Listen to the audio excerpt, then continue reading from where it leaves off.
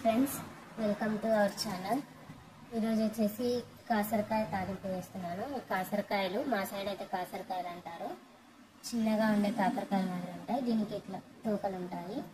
వీటిని ఇటు సైడ్ రెండు సైడ్లు తీసేస్తే ఈ విధంగా దాన్ని నీట్గా ఇలా వలిచి పెట్టుకున్న తర్వాత దీని ప్రాసెస్ తయారు చేద్దాం. దీన్ని ఇలా వలుచుకోక ముందే కడిగి పెట్టుకుని తర్వాత వలుచుకోవాలండి. మనం కాకరకాయలన్నీ ఇలా ఉంచి పెట్టుకోవాలండి, చివరి తుంచి పెట్టుకోవాలి.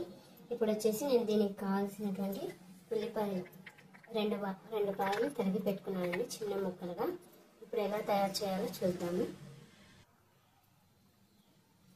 మనం ఫస్ట్ స్టవ్ మీద పెన్నం పెట్టుకుని అందులో తిరువాత కంటే కూడా చాలా తక్కువ నూనె పోసుకోవాలండి.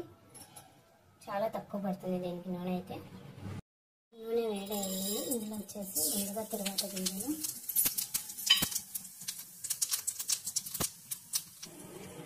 అవి వేగిన తర్వాత ఉల్లిపాయ ముక్క వేసుకోవాలండి.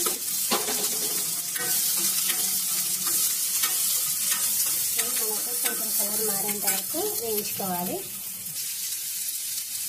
కలర్ మారడం అంటే గోల్డెన్ బ్రౌన్ అట్లా వచ్చేంత వరకు వస్తాం లేదు, కొంచెం ఇలా ట్రాన్స్పరెంట్ కలర్ చేంజ్ అయ్యేంత వరకు వేయించుకుంటే సరిపోతుంది.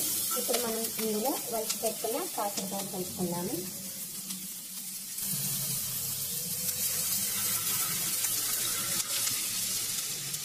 నేనైతే 1/2 కిలో కాకరకాయలు వేసి పెట్టానండి.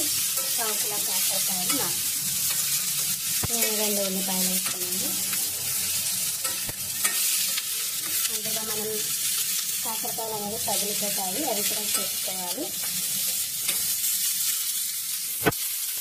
ఇలా అన్నిటికీ నూనె అనేది బాగా కలిసిన తర్వాత వాటర్ వేసుకోవాలండి. వాటర్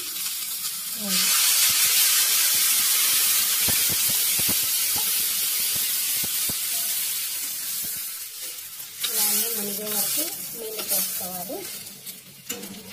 దీన్ని వచ్చేసి మనం మూత పెట్టి మగ్గించుకుందామండి. ఇప్పుడు ఇలా నీరు అనేది కొంచెం తగ్గిన తర్వాత ఉప్పు తగినంత వేసుకోవాలండి. నేను వేసాను, వీడియో తీయడం మర్చిపోయాను.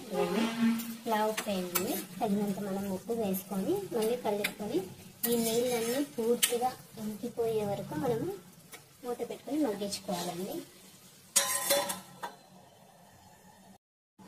ఈ విధంగా నీళ్ళన్నీ ఇంకిపోయాలి. ఉప్పు అడుగున కొంచెం ఉన్నాయి కదా. ఇప్పుడు మనము దీంట్లోకి వేసేది వేసుకున్నాము.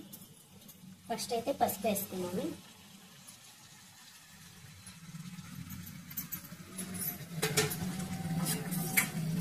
బాగా కలుపుకోవాలి. ఈ పసుపు అనేది కొంచెం పసుపు వాసన తగ్గేంత వరకు వేయించుకున్న తర్వాత మిగతావి వేసుకోవాలండి. ఇలా పసుపు అంతా బాగా వేగిన తర్వాత కారపొడి అండి. నేనైతే 1.5 స్పూన్ కారపొడి వేస్తున్నాను. మీరు తినే కారాన్ని బట్టి కారం ఉప్పు అనేది తగినంత మీరు వేసుకోండి. నేనంటే ఇప్పుడు తీయ కాసరకాయ చేస్తున్నానండి. దీంట్లో మళ్ళీ మనం బెల్లం యాడ్ చేసుకుంటాము.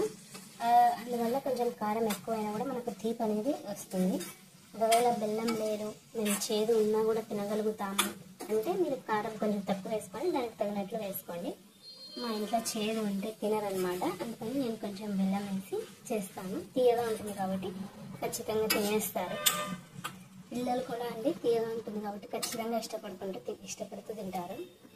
ఇప్పుడు మనం కారం పొడి బాగా కలిసిన తర్వాత మనము బెల్లం వేసుకుందాము. ఇప్పుడు బెల్లం వేస్తానండి. ఇది చిన్న గిన్నె అండి. ఇది ఎంత ఉందో చూసుకోవచ్చు. ఉంటుంది అంతే. దీంట్లో ఎంత వేస్తున్నానండి నేను బెల్లం. అంటే కొంత నాకు టీ గ్లాస్లో 1/2 గ్లాస్ అండి. మనం టీ తాగుతాము కదా, దాంట్లో 1/2 గ్లాస్ బెల్లం వేసుకున్నాం. ఈ బెల్లం అంతా బాగా కరిగి మళ్ళీ అది నీరు వస్తుంది కదండి, అదంతా పట్టుకోవాలి. ఆ బెల్లం కూడా పీల్చేసుకొని మనకి ఎక్కువ ఎలాగైతే ఉంటుందో అలా ఉండకపోయినా కొంచెం వాటర్గా ఉంటుంది అంతే. అప్పుడు మనం దించేసుకోవాలి. అంతవరకు మళ్ళీ మగ్గించుకోవాలండి. ఇదిగోండి బెల్లం అంతా కరిగిపోయింది. దీన్ని పట్టుకోండి.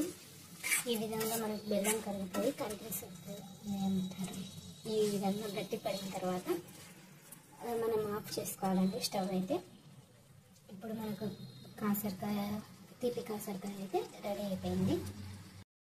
ఇప్పుడే రెడీ చేసుకున్న వేడివేడి తీపి కాసరకాయ చపాతీ అండి. దీన్ని మనం చపాతీలోకైనా తినచ్చు, లేదంటే రొట్టెలోకైనా తినచ్చు. మీ పిల్లలు చేదుగా ఉంది తినము అనేటప్పుడు ఇలా తీయగా చేసుకుంటే తింటారండి. ఏవైనా టేస్ట్ కూడా చాలా బాగుంటుంది. ఒకసారి ట్రై చేయండి. నచ్చితే లైక్ చేయండి, షేర్ చేయండి, సబ్స్క్రైబ్ చేసుకోండి. ఓకే అండి.